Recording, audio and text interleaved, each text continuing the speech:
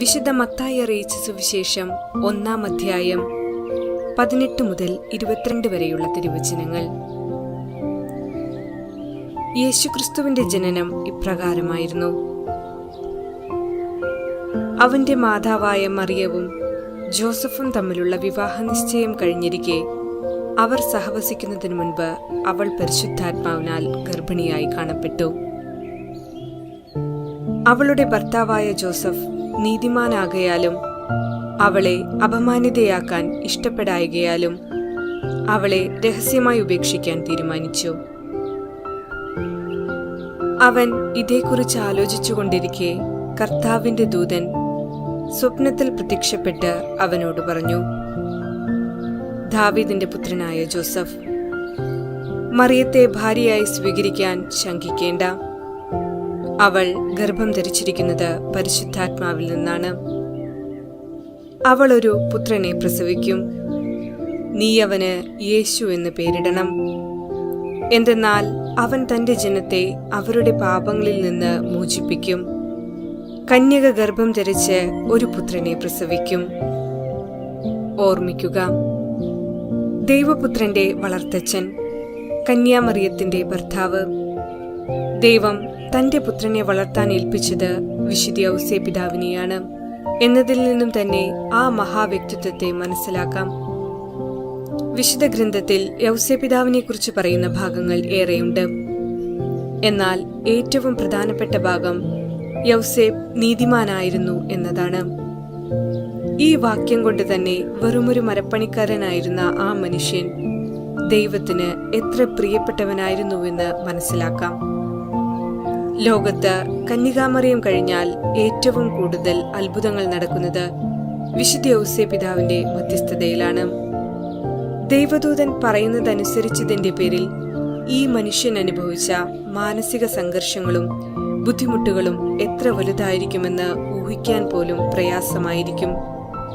എന്നാൽ അവയൊക്കെയും നിശബ്ദനായി സഹിക്കുകയും ദൈവസഹായത്താൽ പൂർത്തിയാക്കുകയും ചെയ്തു.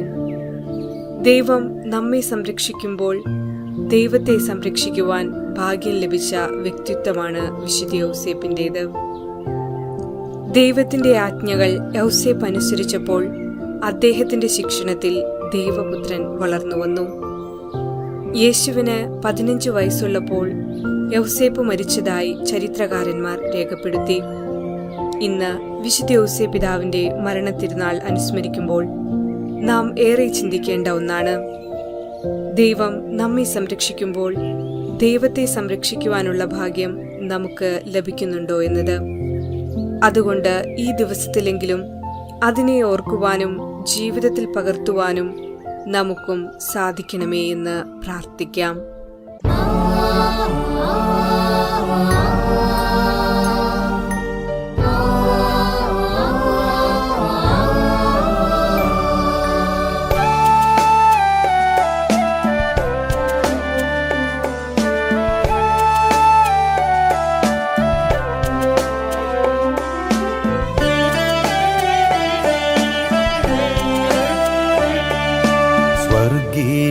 താതന്റെ നിഴലായി ഭൂമിയിൽ സ്വച്ഛനായി ജീവിച്ച യൗസേപ്പുതാതൻ,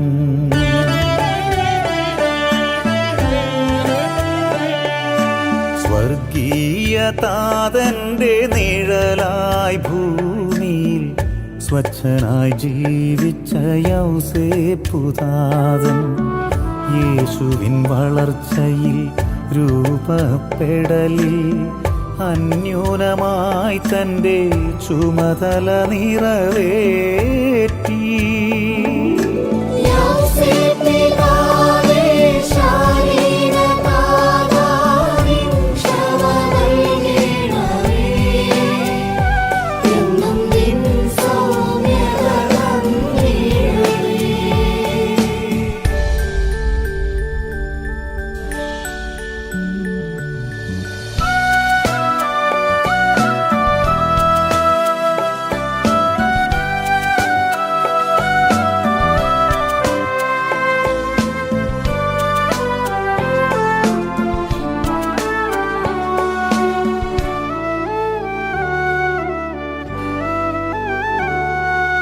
ഓരോ കുഞ്ഞും ഓരോ രഹസ്യം വിരിഞ്ഞു പൂവാകേണ്ട മുകുളം.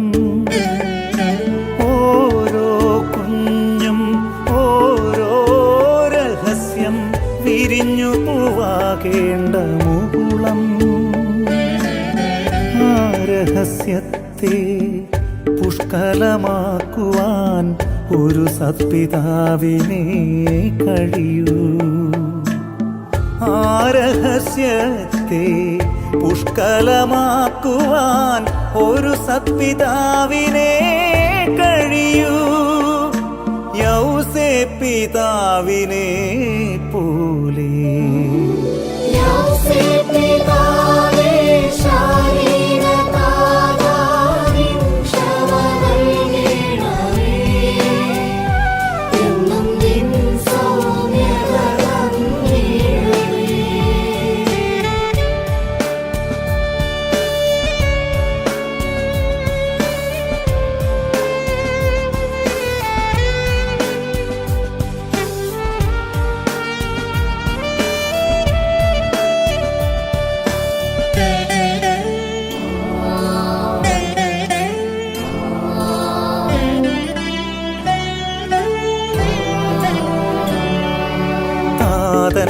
താതന്മാരായാരും ജനിക്കുകയല്ല, താതന്മാർ രൂപപ്പെടുകയല്ലോ. താതന്മാരായാരും ജനിക്കുകയല്ല, താതന്മാർ രൂപപ്പെടുകയല്ലോ. ജന്മം കൊടുത്തതു കൊണ്ടല്ലറിയുവിൻ, കർമ്മം കൊണ്ടേ പിതാവായി തീരൂ. ജന്മം കൊടുത്തതു കൊണ്ടല്ലറിയുവിൻ, കർമ്മം കൊണ്ടേ പിതാവായി തീരൂ. യൗസേപ്പ് പിതാവേ നീ സന്മാതൃക.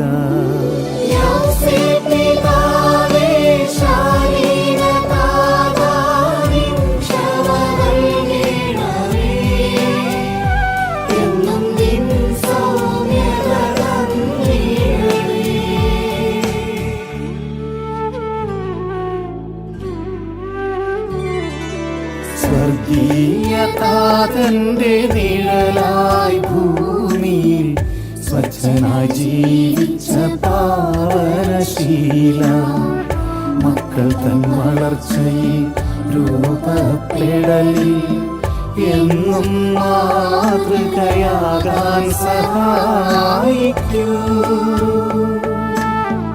മക്കൾ തൻ വളർച്ചയിൽ രൂപപ്പെടലിൽ എന്നും മാതൃകയാകാൻ സഹായിക്കൂ.